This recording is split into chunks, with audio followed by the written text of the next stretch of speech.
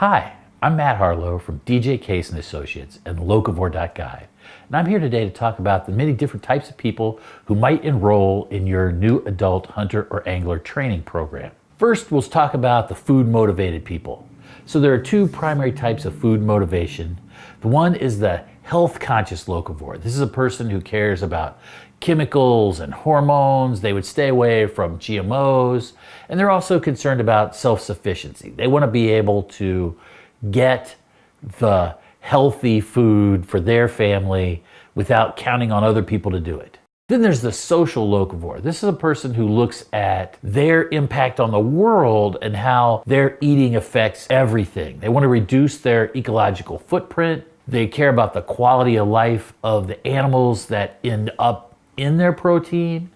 They care about the people who might harvest or transport their food in a third world country. And they think that everyone should have access to quality food. So you can see how these two groups of people are very different, and a typical human being can be, a little of both, all of one, or neither.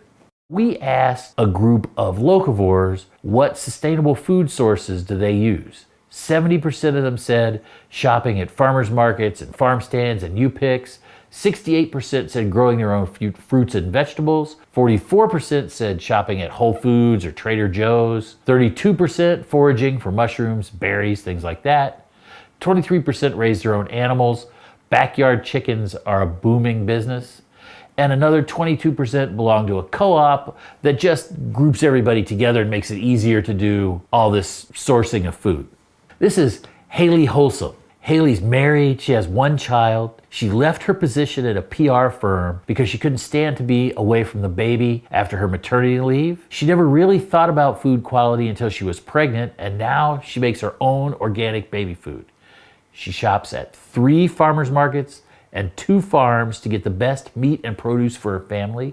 She's smart, she's busy, she's concerned, and she's motivated. Haley could very well be someone that would sign up for a new adult hunter or angler training program. This is Lucy. Lucy's that social locavore. She's married to Luke. He's a locavore too. Their daughter Lark is away at Berkeley. She's a social worker in a major city. And she found the locavore movement when she was made the director of an urban garden program at work. They live in a loft in an old warehouse. They grow some vegetables on the roof. And Lucy believes that everyone should have access to healthy food and that no person or animal needs to suffer to feed another. You need to make your program friendly to these locavores. They've chosen a time and effort intense lifestyle. They garden, they shop a lot of places, they cook from scratch. So you're going to need to respect their time. You're going to have to talk to them about the fact that hunting or fishing, while it does take time, is not going to take so much time that it's impractical, and you need to train them in a time-efficient way. Similarly, they could be space challenged. They might have garden tools, they might have shelves and shelves of cans, fruits, and vegetables. They might have a second freezer. And to make all that worse, they might live in a 1-bedroom apartment downtown. So you're going to have to teach them a minimalist kind of hunting or angling so that it has a minimum impact both on their limited space and on their limited wallet. They're constantly learning. They're used to learning. They like to learn. What you're going to have to do is persuade them that learning to hunt or fish is going to be time well spent, and make that learning as easy as possible, because these people are potentially overwhelmed by the concept of hunting, certainly, maybe even by angling. They don't know where to start. You need to assure them that you're going to start with the basics, that no question is a stupid question, and that you understand that they can't possibly know what no one ever taught them. But more important than all that, you need to mean all that and act accordingly. You can't snicker when someone doesn't want to put a cricket on a hook, or look knowingly at another mentor when someone can't find the safety on their rifle. You need to understand that they're just new at this. And just like there are things doubtlessly that they know and could teach you. There are things that you know and can teach them. There are other people that might come to sign up for your program too that aren't so food motivated. The first of those are the experience motivated new adult hunters or anglers. They're curious about hunting or fishing. Their primary motivation is not food. It might be adventure. It might be learning new things. These are the kind of people that try a lot of things and may not master any of them at all. They may just master a few. They're avid outdoors people. They've got some skills. They've got some equipment. They like to spend time outside. They like to get closer to nature. Maybe they hunted or fished when they were kids and they're trying to get back connected to it. These people are going to come and sign up for your hunting or fishing class just for another excuse to be outside, to try a new thing. We asked a group of graduates of a new adult hunter program what outdoor activities they participated in. 69% of them said they walked trails. 58% of them said they hiked. 56% camped. 30% watched outdoor-related TV programming. 24% paddled. Another 13% rode mountain or trail bikes. And a tiny little group even climbed. So as you can see, this is a group of people that do things outside, right? And they may come to you just as an extension of that process. This is Ed's experience. Ed is married. He has a 6-year-old son and a 9-year-old daughter. He has a master's in engineering. He's on the fast track at his engineering firm. When he was a kid, he and his family camped in 17 of the 58 national parks in a beat-up old Airstream. Ed reignited his love for the outdoors on an overnight with his daughter's brownie troop. And now he's fired up about being outside. Women are much more likely to be in the locavore population than they are in the typical R3 population of people that want training. And women think about hunting and fishing and outdoor activities in a different way than men do. They're more interested in the social aspects, spending time with their spouse or their children or their friends. They're more interested in the quality of the food than men typically are. So, I want to kill a deer because I want this nice protein. They prefer cooperation over competition. So it's not about who gets the biggest deer, it's about everybody getting a deer. Or they might be more likely to divvy up their game. They prefer, when they're learning, very explicit directions and guidelines. They want a lot of opportunities to ask questions. They want to learn and experiment. They like trial and error in groups of other women. They're not crazy about trial and error in groups that contain men. They want and appreciate a safe physical environment. Similarly, they appreciate a safe learning environment where they know they're not going to be ridiculed or made fun of for what they don't know. We did some focus groups of locavores, and one of the women in the focus group said this. She said, "I think there's such a disconnect between families. One of our favorite things to do is to be together outside as a family. You put down your phone and you connect. When I was growing up, you had more of that connection. A lot of the times it was with hunting and fishing and being outside." So as you can see, this is a very social thing for her. This is Olga Outdoors. Olga grew up watching her father hunt and fish, but she stuck with her mom and did the girly things. She graduated from state and got a job right away in nursing. She married her high school sweetheart. They don't have any kids yet, but they're trying. They live in a rented duplex while they save money for a house. She started hunting to spend time with her husband. Again, it's a social thing to her.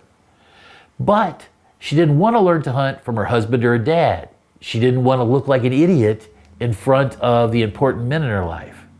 A lot of these women are willing to look like an idiot, they're her words, in front of a teacher that they're going to know for 3 weeks, or in front of a batch of their female peers. They just don't want to look that way in front of the men that are central to their life and maybe the reason that they want to hunt after all.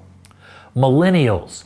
A lot of locavores are millennials. They tend to be more urban, more racially and ethnically diverse. They're educated. They care about social and environmental issues.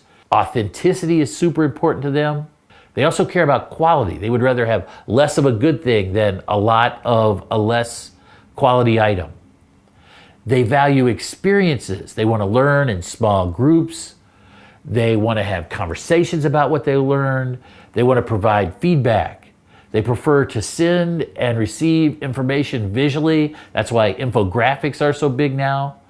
And they rely really heavily on reviews and word of mouth to decide what they want to do and don't do. So they'll consult when it's time to buy gear for your hunting or fishing class. They're going to look at a ton of reviews. You can share some reviews with them, and they would like that. Also, they're always connected. They've got their phone, and they're always plugged into the internet and each other. This is a quote from a millennial in one of our focus groups. Maybe this sounds a little cheesy and ridiculous, but I always like the Native American idea of reverence for killing another living animal to nourish me and my family, and having that respect. So you can see he has, in his mind at least, a bond with that animal and a reverence for the sacrifice that animal's making for him and for his family to eat. This is Miller and Miley, millennial. They met at college out east. They dated for a while she finished her PhD. They live in an apartment now above his mom and dad's garage while they pay off their student loans. They shop on weekends at the farmer's market, and they'll cook together. And that's sort of where the whole Locavore thing kind of clicked in for them.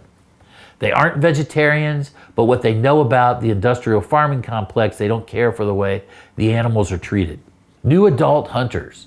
Obviously, if you're teaching an adult hunter or angler program, the people you're going to get are new adult hunters and anglers. They might have apprehension about firearms. They might have apprehension about killing. They could potentially be turned off by the blood and guts of processing a deer or gutting a fish, cleaning a fish. They could fear being lost in the woods. They could fear the predators that are in the woods. But one of the things they pretty much universally afraid of are crazies with guns. We talked to several people just like this in our focus groups, and to the man or woman, one of their biggest concerns was coming in contact with Bubba hunters or being seen as a person who, is out shooting up the woods and having a few beers. This is a quote from a participant in one of our focus groups. The only way I would probably attend classes would be if I felt comfortable that I wasn't going to be there with a bunch of bros or agro-redneck types. I know a lot of people who aren't like that, but it would really need to be marketed to me in a way where you didn't have to be concerned about your health, or that your wife could go by herself and not be afraid. Very much, again, a social issue, and not wanting to be around or associated with the Bubba hunter stereotype. And Neil Newby. Neil grew up in a city, but he has fond memories of vacationing on his parents' farm every summer. He's lived with the same girl for 3 years. They don't have any kids yet, but they're talking about it. He has a BA in English. He works as a web developer. He's super excited about hunting, loves buying gear, but he's not sure when the time comes that he can pull the trigger. Nick is like many new adult hunters. He likes the idea. He's just not sure he's got it in him. And you need to help them along that process.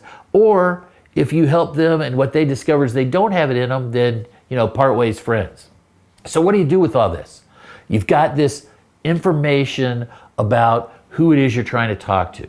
You want to use it in your recruiting programs. You want to make media choices that make sense with the sorts of people that you're targeting in your program. You want to create messages that resonate with those people. So what you want to do to test a message is you want to pretend that you're Lucy Locavore.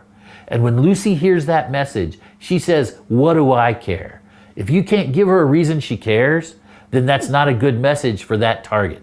So you want to use it both in the process that you creating messages, or if someone else creates messages for you, when they bring them back, you can use it as a way to test those messages. You can also use these personas and this understanding of your marketplace in program development. What kinds of programs should you develop to take care of these people? How should they be taught? And who should teach them? All these things are important, and you can use the knowledge of knowing who you're talking to do these things better. That's it for today. Go to Locavore.Guide. There are more videos like this for you, as well as tons of resources to help you turn locavores into your state into happy hunters and anglers. Thanks for spending some time with us. We'll see you next time.